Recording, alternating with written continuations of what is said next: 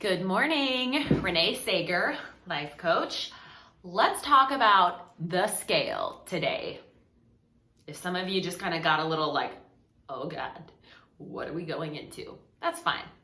So over the last week, I've actually had two separate instances where should I weigh myself have come up. So I wanted to get on here and talk to you about my take on the scale and just let you feel good with whatever you end up doing on the scale. Because that's my goal ultimately for everyone that I work with, is to find a way that works for you. Now, I have my own thoughts, I have my own experiences, I also have my own knowledge from the years of my own work that I've done with this and working with other women, that I have an idea of what's gonna work best and why that is or why not. But ultimately, it always comes back to you. So a lot of people are like, smash the scale, throw it away, you never need to weigh yourself again.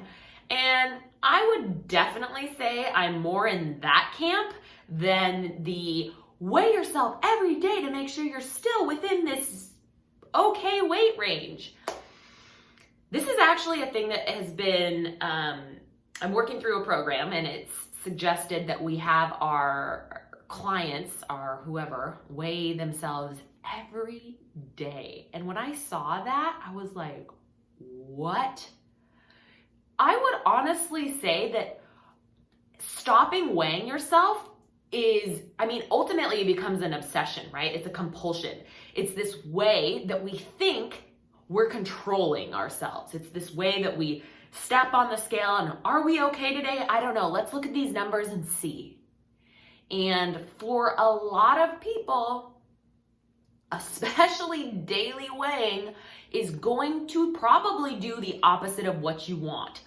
Ultimately, most everyone that I work with just wants to stop feeling out of control around food, stop hating their body, and enjoy their life. To focus on things other than what they weigh and what they ate.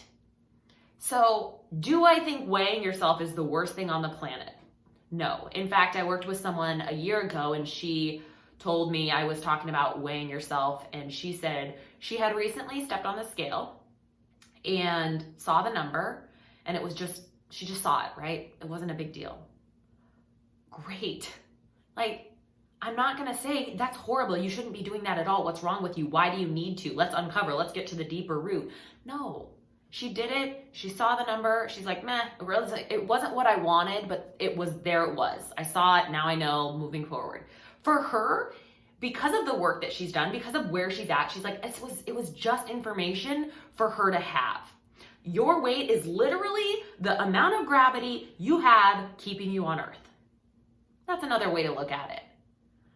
So, do I encourage clients to weigh themselves? No, I don't.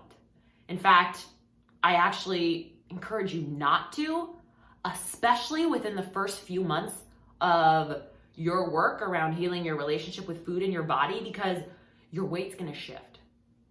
And I want you to think about that, because this is something I've personally experienced, where you step on this, the ultimate goal is to get you back in touch with your body so you can make choices around food that feel good to you. Not, is this gonna make me fat? Is this gonna make me lose weight? Which is pretty much every way I chose to eat food.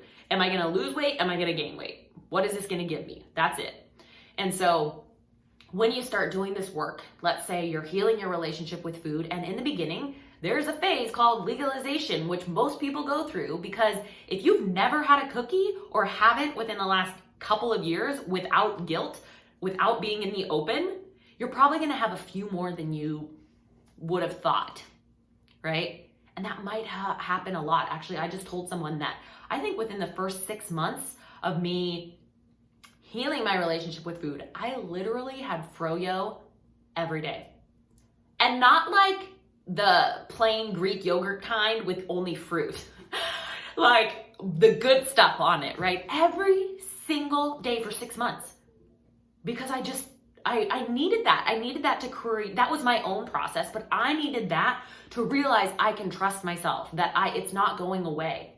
And it took time, and it wasn't a straight line that like just at the end, I was like, okay, I'm done with frozen yogurt. I don't need it anymore. This is a process, right? This is why I work with women through several months, because it's not just like, okay, now that I know, I'm going to stop. But had I have weighed myself in the beginning, after like even weekly, my weight was kind of going up because I was eating this food for once in my life without guilt and anxiety. And I was eating a lot more of it back then than I do now because it was so exciting and felt so fucking freeing to just eat food that felt and tasted good. And I tended to go towards the more rich and more decadent things. In fact, a salad was the last thing I wanted during that time. And if you know me now, I'm a pretty big veggie lover. I eat it quite a lot, every day at least. But in that beginning, I had to create that trust with my body.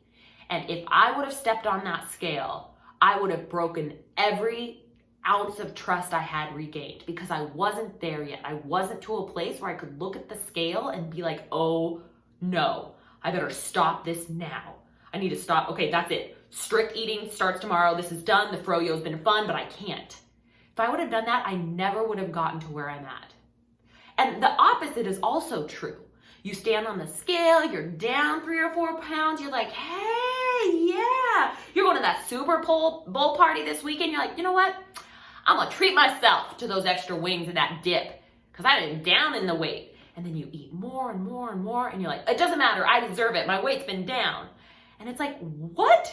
This still is not helping you get in touch with your body. It's still pushing you away from eating in a way that feels good. You're not winning. Neither one of these are real great, right? So especially in the beginning of this work of healing your relationship with food, don't weigh yourself. Do I think it's horrible? No. Do I occasionally weigh myself? Sure. Like if I see the number, do I freak out? No. This has taken me a long time. I'm someone that used to literally run to the bathroom and weigh myself 5 or 6 times a day. A day. Getting like, oh, is the decimal moving down? Is it moving up? What do I need to cut out? And it's just crazy making. Could I never weigh myself again? Absolutely. Whatever. Right? So if I had to choose one of the camps to be in, I would say, don't weigh yourself. But also, if you're someone that's like, no, listen, I cannot not weigh myself, which I work with a lot of women that are in that camp.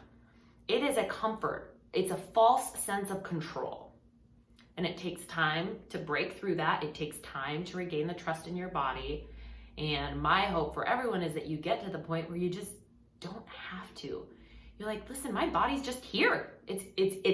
I eat, I work out, I sometimes get sick and don't eat. I sometimes go to parties and overeat, and it's just here. I don't have to have 4 different size pants in my closet because it's just at this weight, effortlessly. That is my hope for you. So check in with yourself. If you're weighing yourself obsessively, if you feel like you might have a strained relationship with the scale, ask yourself, why am I doing this? And what if I didn't? What if I didn't? What if for the next 3 weeks, I just chose not to? And notice the relationship with food and your body when you're not looking at this external thing to tell you if you're okay. Because what I find is when we take a break from that, when we step back from the scale, literally, you start to have a better relationship with food and a better relationship with your body.